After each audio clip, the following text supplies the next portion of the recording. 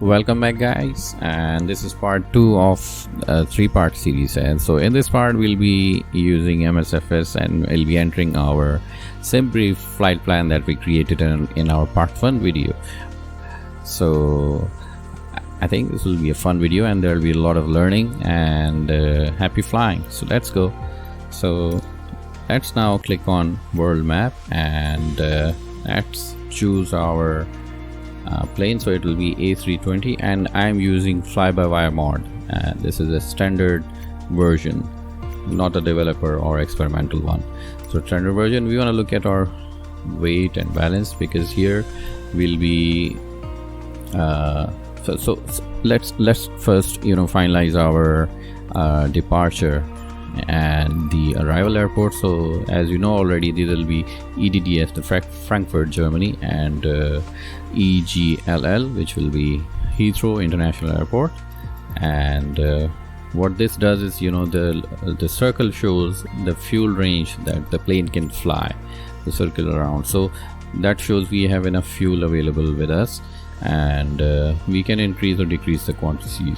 So here you can see we have center of gravity, so this is 21.74. this will be important when we'll be entering our flight plan in flight management computer.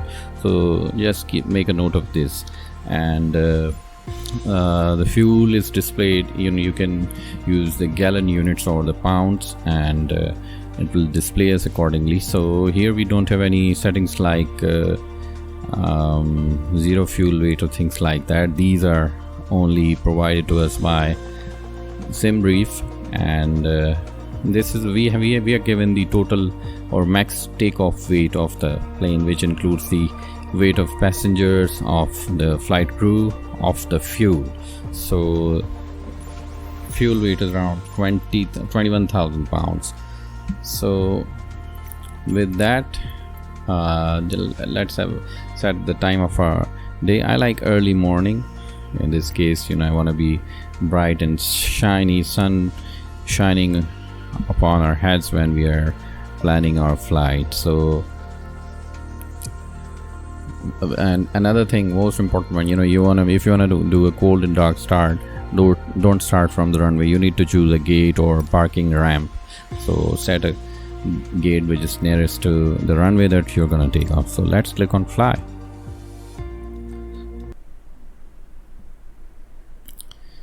So here we are at Frankfurt, Germany International Airport. Beautiful sunny morning, and let's take a peek outside. And looks like there are a few guys roaming around there, ready for us to. They're ready to depart us on the runway. The guy seems to be standing in the air, and so let's now go to the top panel and start our plane. So turn on batteries, external power, and IR switches. Set these all three to nav. Turn on crew oxygen supply, and let's turn on APU master switch and the APU starter. So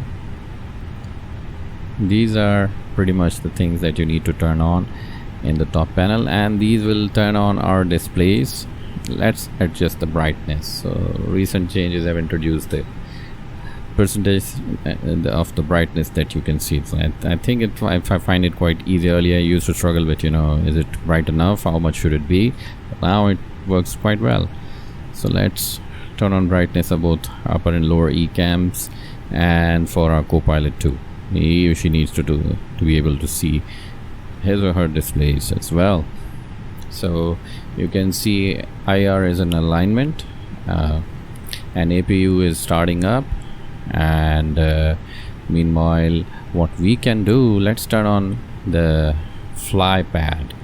So it's a neat feature in A320 fly-by-wire mod. So let's go to our flight management computer, and let's now click on FMGC, and this now shows some basic nav data of the plane. Let's clear any message that is displayed and click on initialize.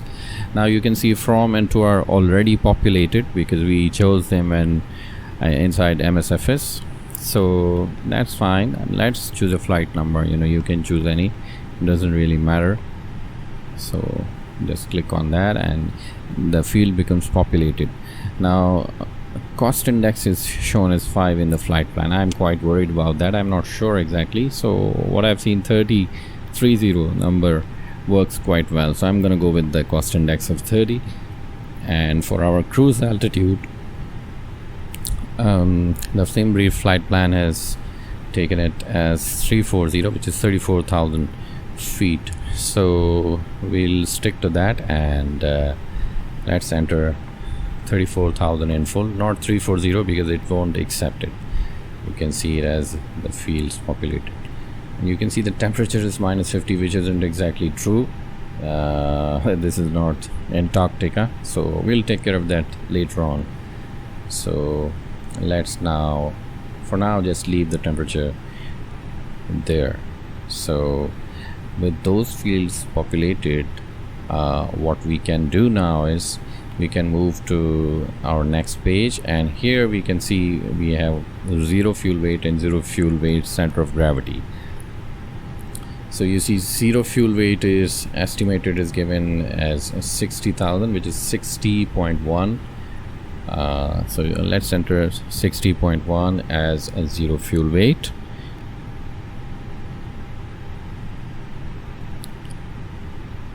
Yeah, so the block fuel is 9,520 kg. It's given in kgs. So we're gonna, for now, we're gonna stick to entering. So if the block fuel weight wasn't being accepted, block fuel is 95 kg. So I'm not sure why is it not accepting that, but let's for now just skip it. It doesn't really matter. This is, if you don't enter it, this is just for the sake of as a realistic experience as possible. So let's now go back to the 0 fuel weight, which is 60.1, and slash center of gravity for 0 fuel weight was 21%. So let's type both and let's enter. So there we are, we have our 0 fuel weights and center of gravity. So let's try another time for the block fuel, which is 95, and it won't allow it for now. I'm not sure about the reason, so let's just clear that up. And not to worry, it won't affect our flight experience in any way.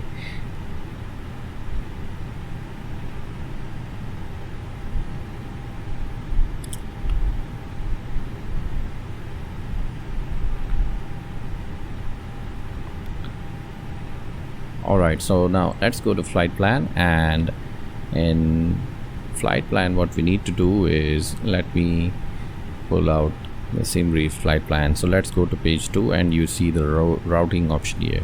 So this is the departure airport, departure runway, and this is the SID, the standard instrument departure. So these SID and STAR both are some additional waypoints which help align the plane on a route that is safer. It's not in the way of another plane that is flying.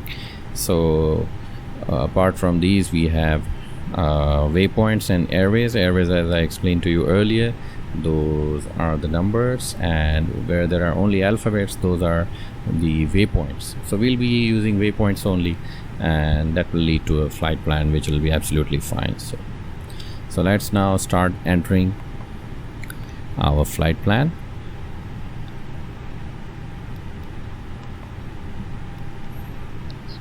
So first one is Sobra. Just click on EGLL, the arrival airport. Just click on that, and the waypoint will be populated before that. So we can see our displays. IR is still in alignment, and we can't see the waypoints yet because it still has 4 minutes to go. So I would have loved to see that. So anyways, let's continue with entering our flight plan. So the next waypoint is Bitbu, BITBU, Bitbu. Yes. So yes, enter that, and just just keep going on.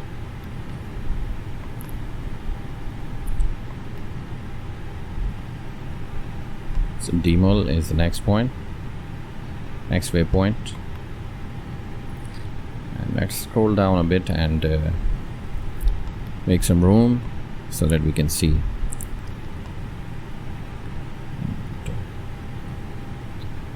So it's giving us two options. So BUB, it's giving us two options. So you can see one is 162 nautical miles, another one is above 7,000. So it's quite obvious it's not gonna be the second choice, it's gonna be the first choice. So let's click on the first option, and it will be absolutely fine. So what I just realized, if we switch the knob to plan, and we can see the waypoints that we are populating in our flight management computer, and it will keep showing us the waypoints as we add them. So I think this is quite neat in terms of if you have given 2 points waypoints which are similar, so you can see, you know, which one's gonna be off and which one's gonna be that you need to actually choose.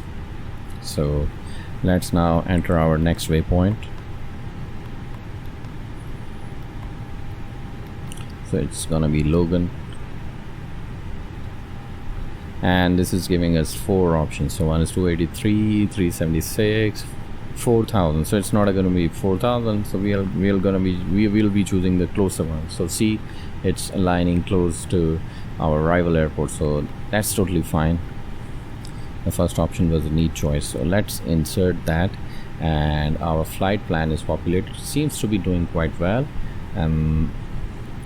Let's now enter our SID, which is standard instrument departure. So let's click on departures, and we need to choose our runway, which is 25C, and arrival is 27R, which is gonna be at Heathrow. So let's choose 25C. Let's scroll down and see where it is. So there it is, and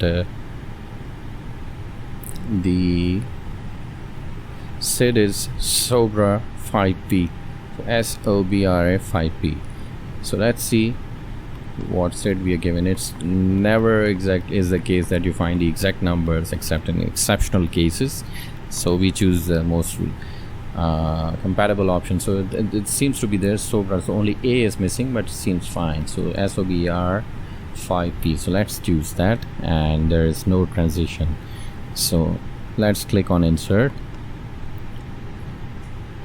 And what this will do, this will add a few more waypoints. It's actually hard to see that, but it seems like we have done it successfully. So let's now click on destination airport, choose arrivals, and choose our arrival runway. So arrival runway will be 27 right, and it's gonna be ILS runway. We'll be doing ILS landing. Let's choose that, and here we have to choose our star. So you can choose no star, but in this case we have Logan 1Z. So let's see what options do we have available, and let's scroll down. Let's see L where it starts. So we have Logan 2H. So let's go with that, and let's insert. Yes, yeah, I think that seems fine. Let's insert it. So there we go, we have our SID and star populated. So that's a pretty job well done. We have done our flight plan, entered in our FMGC flight management computer. So you see these USR, these waypoints are a pain, and these really throw your experience off. So let's click on clear, and then again choose that waypoint so it deletes the USR, and then you insert. And let's now inspect again if we have another waypoint which is displayed as USR, and seems like we have another one. And let's now again click on clear, and let's try and delete that. And I see I tried it earlier as well, it was impossible to delete it, but I don't know how is it going to affect our flight plans. So this seemed to be the only thing. And so what we can do is just zoom in and see where that USR waypoint is taking us, because these really act as a painful experience, and these throw your plane navigation off when it's in autopilot mode. So let's see.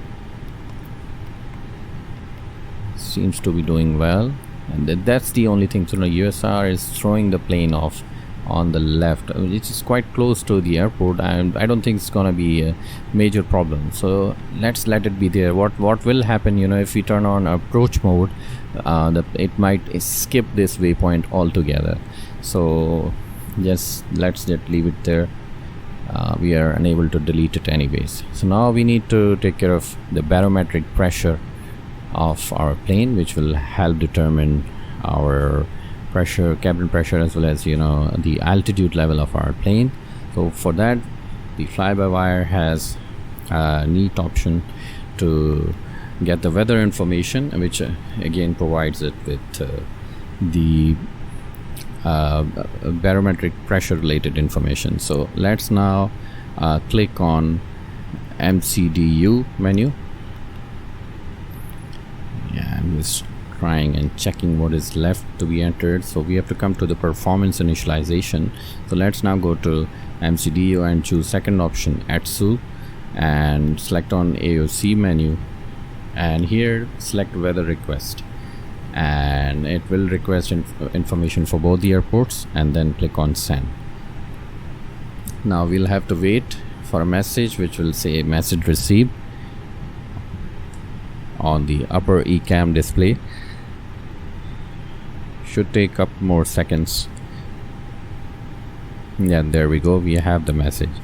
So let's now go to MCDU again, ATSU, AOC, and we have message received. Let's click on that, click on METAR, and now let's print that information. So what we have is a printout is coming up, and then let's just click it, and it gets populated just in front of us.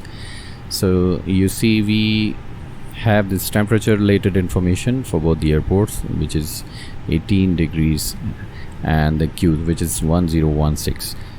So both these things will be handy for us. So let's now go to the initialization, and let's correct the temperature entry. So let's enter cruise altitude, which is 34,000 slash the temperature is 18 degrees. So that is taken care of, and now we can go to the barometer reading and then set it to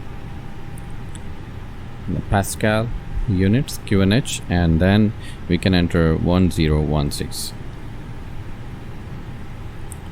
That's it. So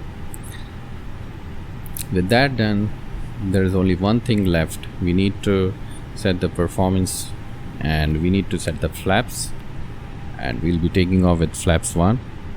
And flex to temp, I'm not going to calculate it. It's going to be 67, which I've done the calculations before, and these work pretty fine.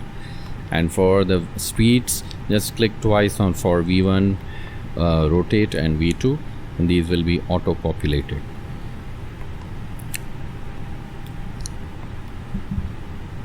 So with these, I think we have completed our flight plan, and we are ready to fly. Now let's go to the fly pad and click on ground. What this will do is this will enable us to call the pushback tug and start the pushback using this fly pad only. But unfortunately on the Frankfurt airport I haven't seen a pushback tug, maybe because of the parking gate that we have chosen. It's impossible for the pushback tug to come over, but the pushback works anyways.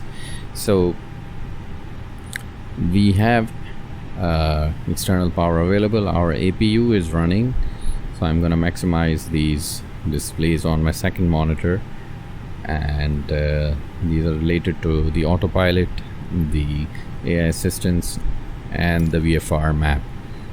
So what I'm trying is I'm trying to request clearance for IFR.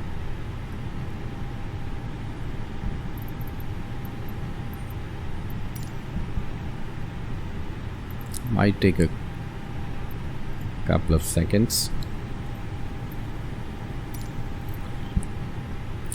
So let's try. I'm trying to find there, but I think because I'm called in the pushback tug already, what it will do is it won't let me choose the options for IFR clearance, because it will only be displaying the pushback options.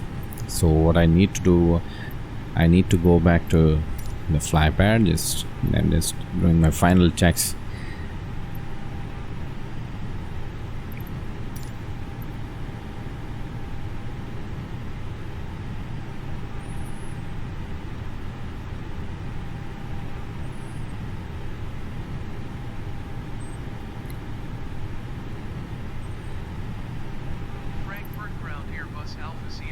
Yeah, so what I have to do, I have to call off pushback tug, and now our autopilot is AI assistance for ATC communication already on, so this is now seeking clearance for IFR flight, and meanwhile I'll also be requesting for a taxi, and then we'll be calling in the pushback tug and start taxiing for our runway. So let's turn on the landing lights. Let's turn the landing light to taxi, and turn on strobe light because we'll be starting our engines. Turn on beacon light, and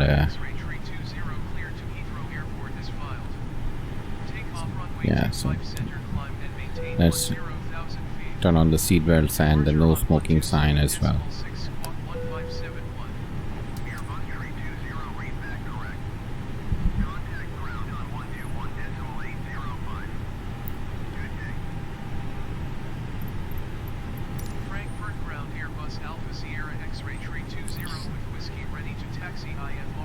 Right, so with those taken care, let's now call in pushback tug and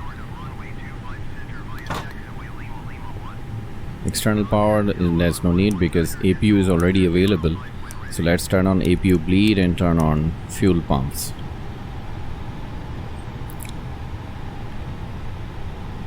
Right, I'm not sure why the displays have reset, because the APU is already on, so the turning off external power shouldn't be a problem. So I'm glad that IR is already aligned and our flight plan is intact, so it did not affect anything in that sense. So let's now start the pushback and release our parking brake, and let's start engine 2.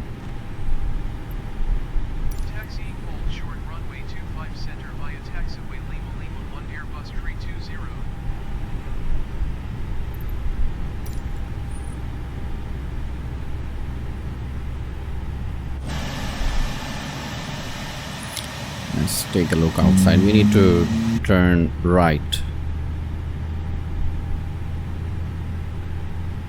Yes. So engine 2 is stabilizing.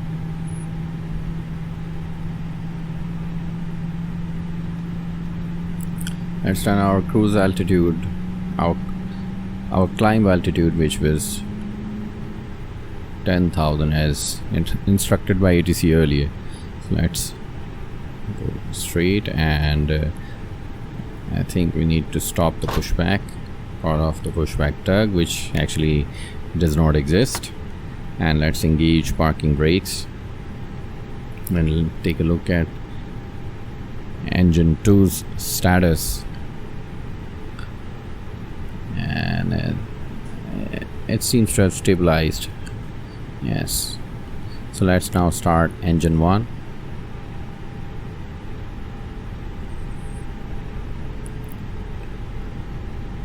We'll have to wait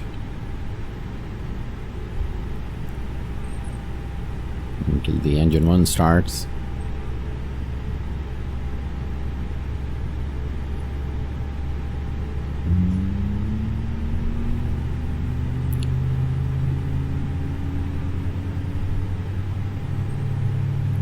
Because we can't start taxiing without engines, we need engines powered.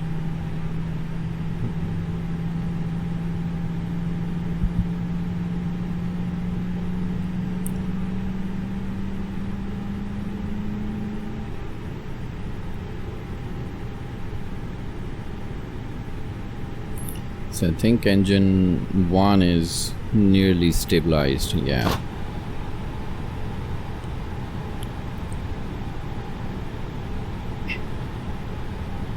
Let's now turn off APU and APU bleed. We don't need these because the engines have already started.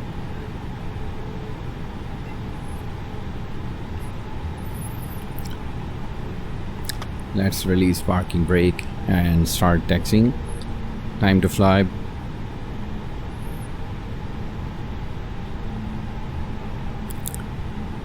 Quite a fun bit, isn't it? Flight planning. You know, sometimes we tend to get eager to fly, but in order to fly seamlessly we need to do good planning. So I think we have done a fair bit on it as far as MSFS 2020 is concerned.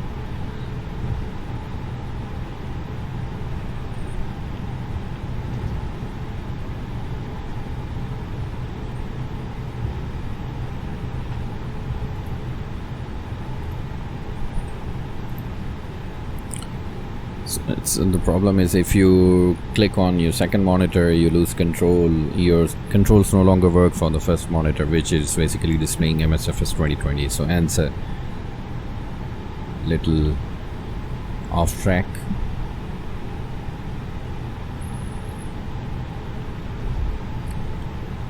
So now my ATC is being controlled by AI. I'm not sure why hasn't it asked for takeoff clearance. So let's make sure we have the takeoff clearance. So there we go, we have it now.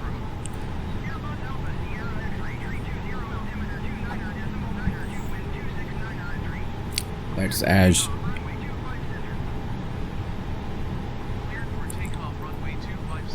add engine power and get lined up with the runway for takeoff.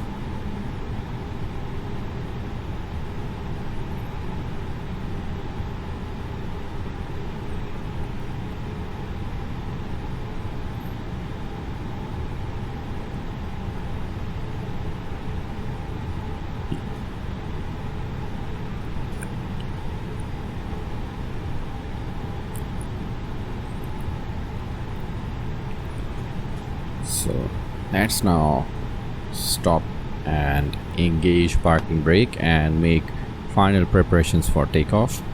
So let's turn on the flight directors. First things first, on both sides separately. For fly-by-wire you have to turn on individually on both sides. The our climb altitude is already set up. Let's set the auto brakes to medium in case of a rejected takeoff. Flaps to 1, and let's engage speed brakes. And that's it. I think we are ready. Let's release parking brake and add some throttle. Push forward on the flying stick. Let the engines stabilize. And this will be a Toga takeoff. So let's add full thrust.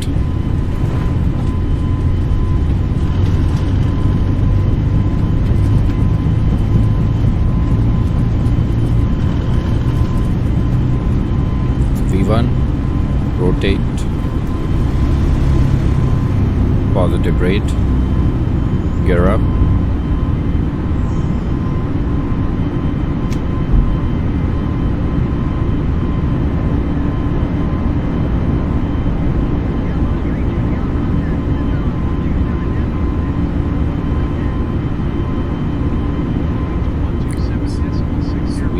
Climbing steadily. Let's set the thrust levers to climb.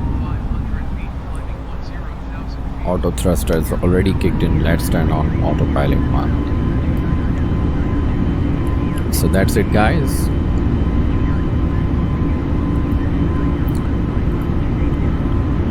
So this was part 2 of the 3-part series where we learned how to do flight planning inside MSFS 2020 using flight management computer and the flight plan which we prepared in SimBrief in part 1 of this series.